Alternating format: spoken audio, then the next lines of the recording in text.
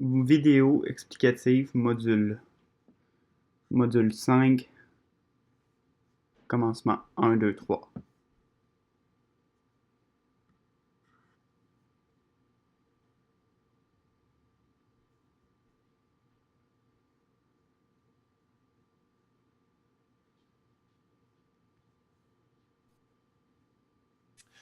Bonjour, dans cette vidéo, on va parler de demande de prêt, évaluation et qualification. D'abord, la demande de prêt.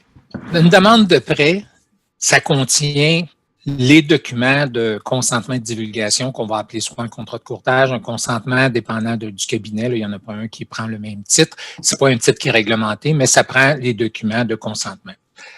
Il y a la demande de prêt comme telle qui est habituellement remplie dans le système expert, qui est un système informatique.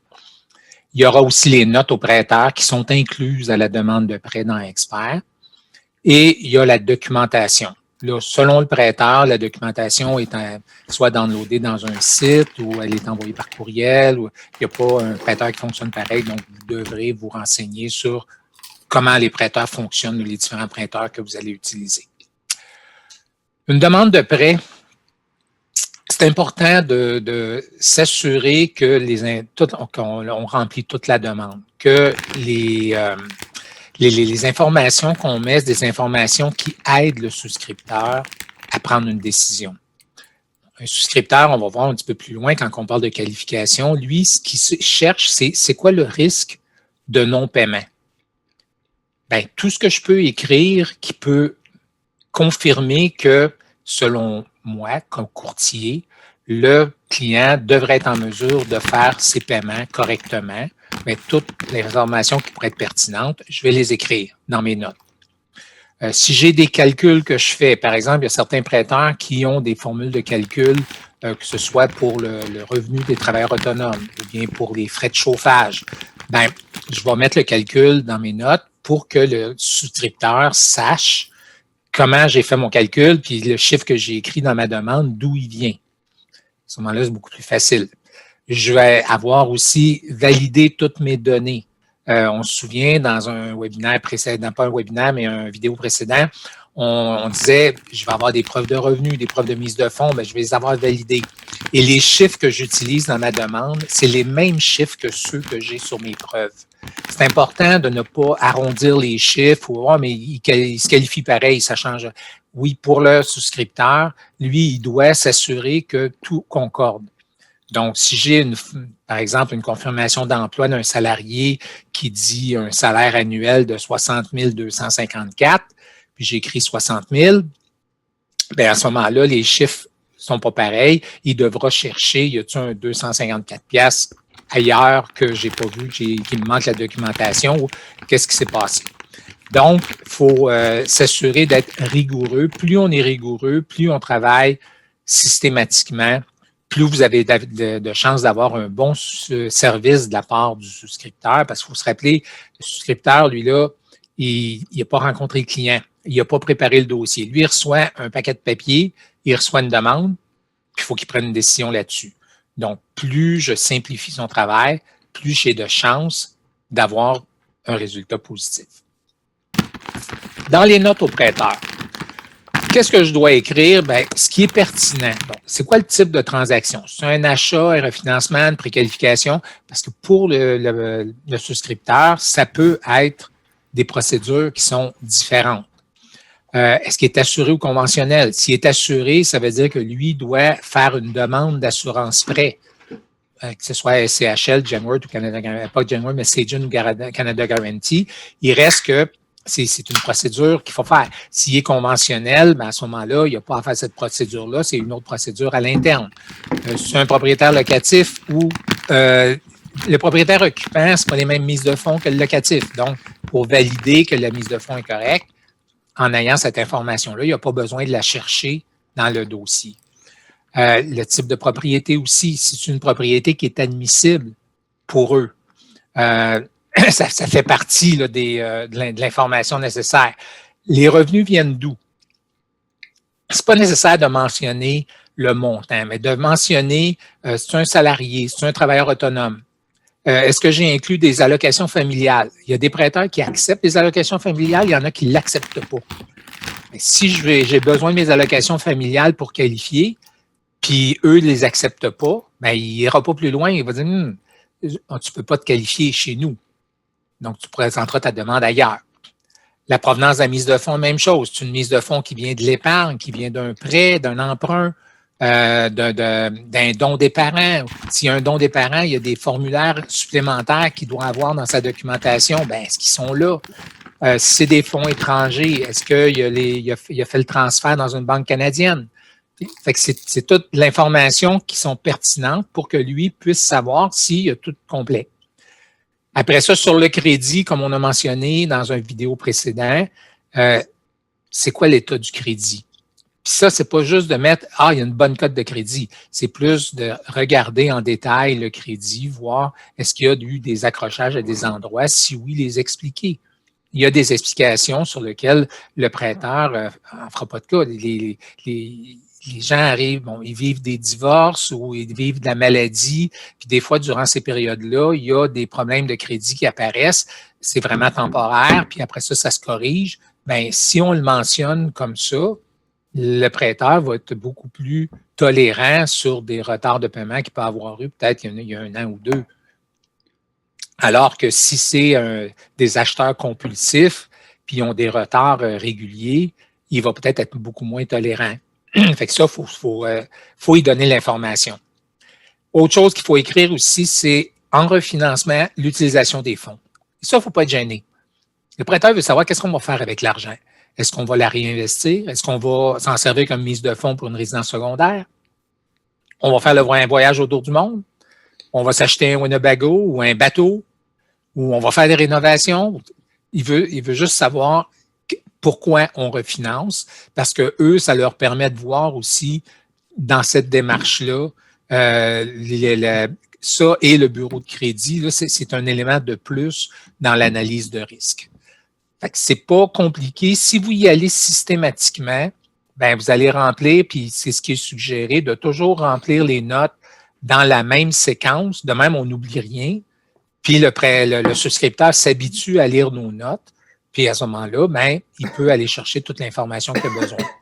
Un petit conseil que je vous donne, quand vous allez faire vos premiers dossiers, ce serait peut-être une bonne idée, après avoir soumis votre dossier, si vous pouvez juste un petit coup de fil au souscripteur, dire « Écoute, comment tu as trouvé mon dossier? Est-ce qu'il y a des choses que je devrais faire pour l'améliorer? » Puis des fois, ils peuvent vous donner quelques conseils, ça ne sera pas compliqué et ça va faire toute une différence de l'autre côté.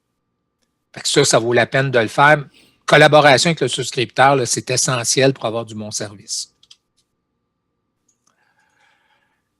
Au niveau de la documentation, comme je mentionnais, tout ce que j'écris, je dois avoir des preuves. Donc, des preuves de mes revenus, des preuves de mes mises de fonds, des preuves des comptes de taxes, de la propriété, si c'est une transaction, bien, ça va prendre la promesse d'achat, la déclaration de vendeur, les contre-propositions. Faut mettre toute cette information-là. Y a-t-il des rapports supplémentaires, peut-être, si on prend Rive-Sud de Montréal, les rapports de pyrite, dans le coin de Trois-Rivières, les rapports de pyrotite, il y a des secteurs où c'est connu qu'il y a eu un problème quelconque et à ce moment-là, ben, il y a un rapport quasi systématique qui doit être fait. C'est une alimentation avec un eau de puits, c'est pas l'aqueduc, à ce moment-là, ça va prendre un test d'eau. Ça, c'est systématique. Fait qu'à ce moment-là, quand je le sais, ben, je les demande tout de suite, je sauve du temps et ça permet de faire des dossiers qui sont plus complets. L'ordre de présentation, on essaie autant que possible d'y aller dans la même séquence que la demande de prêt. Donc, on va commencer avec les consentements là, ou les autorisations, les divulgations. Après, on va y aller avec les revenus, avec les mises de fonds et avec les documents de la transaction. Si c'est un achat, c'est la promesse d'achat, déclaration de vendeur, etc. Si c'est un refinancement, ça va être les comptes de taxes municipales scolaires, certificat de localisation, etc. Puis après, on va rajouter d'autres rapports qu'on pourrait avoir à joindre, que ce soit un jugement de divorce, peut-être si les gens sont divorcés. Et ça, le jugement de divorce, ça le prend dans tous les cas dès que quelqu'un est divorcé. Ils n'ont pas de pension alimentaire à payer, c'est pas grave. Dans le jugement de divorce, ça va être écrit. Il y a ou à payer ou à recevoir. Là. Fait que le jugement, il va toujours être demandé. C'est sûr que si les gens viennent de se séparer, ils n'ont peut-être pas encore le jugement, mais ils vont avoir un rapport de médiation qui est fait par un avocat. À ce moment-là, c'est correct aussi. Parce que ça permet de préciser les dettes, s'il y a des dettes à payer, et les revenus, s'il y a des revenus à recevoir. Puis s'il y a de la garde d'enfants, bien, ça précise aussi si c'est une garde partagée ou une garde qui est juste avec un ou avec l'autre. Fait qu'il faut juste être sûr là, qu'on choisit la bonne chose, puis à ce moment-là, on est correct. Au niveau des évaluations, bon, il y a différents types d'évaluations qui existent. L'évaluation des comparables, c'est celle qui va être utilisée le plus régulièrement quand on a des comparables, justement. Donc, dans des villes, dans des secteurs où il y a quand même de l'activité immobilière, il y a eu des ventes, il y a moyen de faire des comparables. Et à ce moment-là, l'évaluateur agréé va être capable de tirer un prix moyen à partir des comparables. C'est la technique aussi que les courtiers immobiliers vont utiliser pour faire les mises en marché. Pour mettre une maison à vendre, ils vont garder les autres, le marché commence à... Et à ce moment-là, ils utilisent ça. Il arrive parfois qu'il y a des maisons où on n'a pas de comparable. On prend par exemple dans une zone rurale, puis quelqu'un s'est bâti une superbe maison qu'on pourrait retrouver dans un secteur huppé, mais là, il le fait sur un terrain agricole, dans une zone agricole. Donc, évidemment, il n'y a pas de comparable dans ce coin-là. L'évaluateur va utiliser la technique du coût à ce moment-là.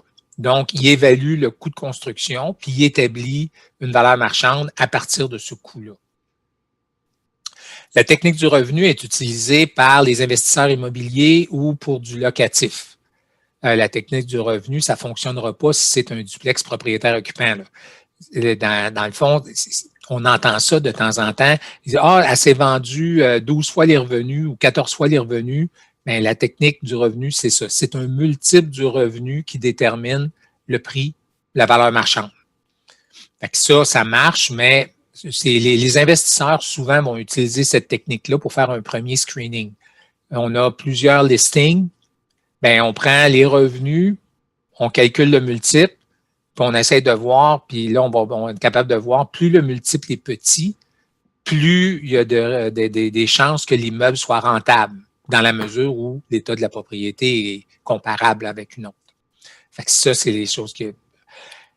je l'avais mentionné dans une autre vidéo, et je le répète, il est possible aux examens que vous ayez à faire des calculs sur des valeurs futures, c'est-à-dire sur des valeurs où on est en achat-rénovation ou bien en refinancement-rénovation. Donc, c'est important que vous maîtrisiez comme il faut les facteurs qui influencent la valeur marchande. J'ajoute un garage, j'ajoute un deuxième étage au-dessus du garage, j'ajoute un cabanon. Je rénove la cuisine, la salle de bain, j'ajoute une salle de bain au sous-sol. C'est toutes des choses qui vont ajouter à la valeur marchande. Par opposition, j'achète des meubles, je pose la tapisserie, je peinture, j'installe des moulures. Ça n'ajoute pas à la valeur marchande. Relisez là, dans le chapitre 5, vous avez là, un descriptif assez détaillé de qu'est-ce qui ajoute pas. Bon, les systèmes automatisés sont utilisés par quelques prêteurs et assureurs. C'est, dans le fond, un système qui compile les données de plusieurs années de toutes les propriétés qui ont été vendues pour essayer de déterminer dans des secteurs, à partir d'une adresse, quel devrait être le prix moyen dans ce secteur-là. Le système automatisé, dans bien des cas, peut fonctionner quand on est dans une situation normale. Quand on est dans des situations comme on a vécu durant la pandémie, où à un moment donné, on a eu une hausse de prix de maison qui était anormale, mais évidemment, le système automatisé qui fonctionne sur des moyennes arrivait toujours en dessous des prix vendus. significativement à part de ça, dans certains cas, ce qui obligeait à faire des évaluations de propriété. Mais que ce soit un système automatisé ou que ce soit une propriété, je veux dire une évaluation physique là, de la propriété, il reste que c'est une opération évaluation pareille. Et il faut se rappeler que dans tous les dossiers, sans exception, le souscripteur va toujours évaluer la garantie. Donc, va faire évaluer si la valeur de la propriété est suffisante associé le risque de non-paiement associé au dossier. Au niveau de la souscription, on va plus parler des 5 C de la qualification. Le souscripteur, sa job, c'est d'évaluer le risque. Et pour évaluer, il évalue à partir de 5 critères. Les revenus qu'on a. Donc, ce qu'il va regarder, c'est pas juste le montant. Il va regarder la stabilité, l'industrie dans laquelle les revenus sont faits. Normalement, on va demander un historique de 2 ans. Les travailleurs autonomes doivent fournir 2 ans d'avis de cotisation. Pourquoi? Parce que les travailleurs autonomes, il y en a la moitié qui débutent une année et qui ne traversent pas la première année. Ils vont arrêter. Donc ça, les prêteurs le savent. Puis dans la deuxième année, la moitié de ceux qui avaient continué après 1 an vont abandonner dans la deuxième année. Fait que, en termes de stabilité, c'est pas très stable. Un salarié qui travaille dans une entreprise, période de probation terminée, à ce moment-là, c'est beaucoup plus stable. Et il y a l'industrie aussi. Il y a certaines industries où il y a beaucoup plus de stabilité à long terme, alors que d'autres industries où peut-être dans quelques années, l'industrie n'existera plus. On prend par exemple, dans les années 70-80, il y avait un métier qui existait qui était une secrétaire d'un patron et qui devait avoir comme habilité d'être bonne sur le dactylo. Bon, le dactylo, là, ça précédait les ordinateurs. Évidemment, les madames qui étaient, parce que souvent c'était des madames qui faisaient cette job-là, qui étaient très bonnes là-dedans, s'ils ne se sont pas convertis à Word puis à l'ordinateur, ben c'est un métier qui est disparu aujourd'hui. On voit ça, on voit ça dans les musées là, des dactylos. On n'utilise pas ça pour travailler maintenant. Fait que c'est des choses que le prêteur va regarder aussi. Le souscripteur dit, ben, OK, dans quelle industrie on travaille en sécurité informatique, il va y avoir de l'ouvrage pour un bon bout de temps. Mais il y a d'autres métiers où c'est peut-être moins sûr. Rappelez-vous d'une chose aussi, les revenus sont admissibles si la période de probation est terminée.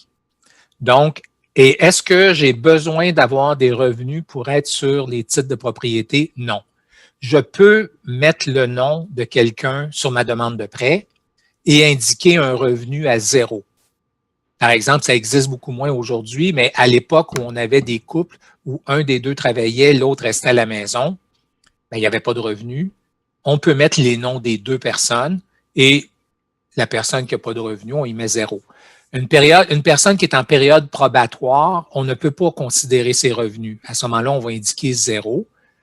Le problème, c'est qu'il faut indiquer ses dettes. Fait qu'évidemment, quelqu'un qui a 0 de revenus et qui a des dettes, ben ça va compliquer la qualification parce que ça fait plus de dettes à payer pour un seul revenu au lieu d'avoir les 2. Pour la mise de fonds, même chose. La mise de fonds permet au prêteur d'évaluer le genre de personne. Il est reconnu que les gens qui épargnent sont des meilleurs payeurs que les gens qui ont de la difficulté à épargner. Les gens qui ont peu d'épargne, souvent vont dépenser tout ce qu'ils ont. Ils n'ont pas nécessairement des dettes, mais ils dépensent tout ce qu'ils ont, ce qui veut dire que si jamais ils perdaient leur emploi, ils vont tomber rapidement en problème. Puis je me souviens, dans les années, je ne sais pas si c'est 70 ou 80, il y avait eu une grève de joueurs de hockey. À cette époque-là, un des plus hauts salariés de la Ligue nationale gagnait 10 millions par année. Et quand la Ligue finalement, il y a eu une grève, puis ça a duré quelques mois, Mais après quelques mois, cette personne-là avait déclaré faillite. Pourtant, il faisait 10 millions par année de revenus, là. Mais il en dépensait autant. Au moment où il n'y a plus de revenus qui rentrent, ça ne marche plus. Là, je prends un exemple extrême, mais il reste que le prêteur va toujours regarder. D'avoir un don des parents pour des jeunes, ce n'est pas nécessairement un problème si les jeunes ont aussi une partie en épargne. Donc, les jeunes ont épargné un peu, puis les parents complètent leur mise de fonds pour qu'ils puissent acheter maintenant. Ça, à ce moment-là, il n'y a pas vraiment de problème.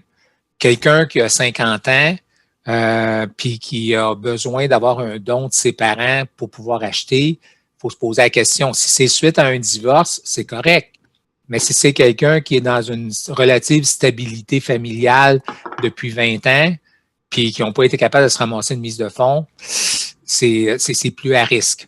Fait que c'est un peu comme ça que c'est réfléchi. Fait que si le courtier réfléchit de même quand il écrit ses notes, bien, il va être capable de peut-être donner des éléments au souscripteur pour l'aider à prendre sa décision.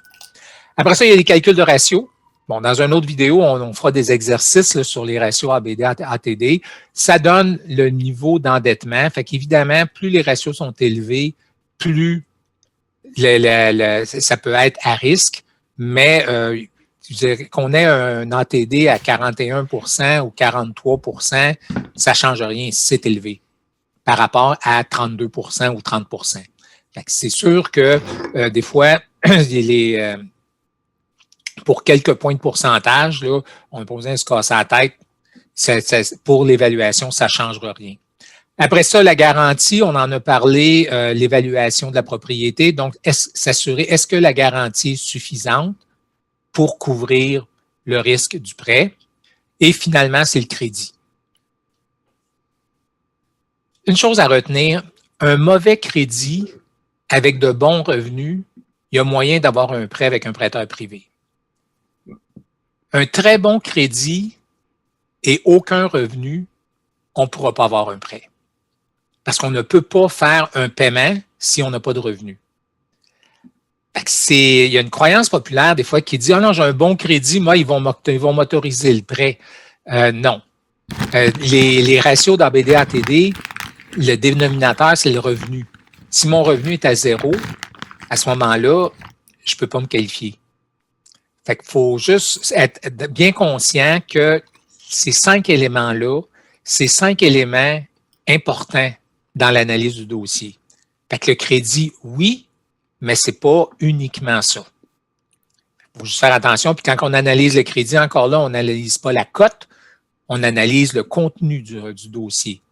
Vous allez avoir des formations probablement plus détaillées, plus spécialisées pour comprendre, parce que quand les crédits, le crédit est entaché, il est défectueux, bien, le courtier doit être capable de montrer au client ou de se faire un plan ou de dire quoi faire pour corriger son crédit. Parce que sinon, il ne s'en sortira jamais. Fait que ça complète ce vidéo. On aura sans doute l'occasion de se reparler avec une autre vidéo.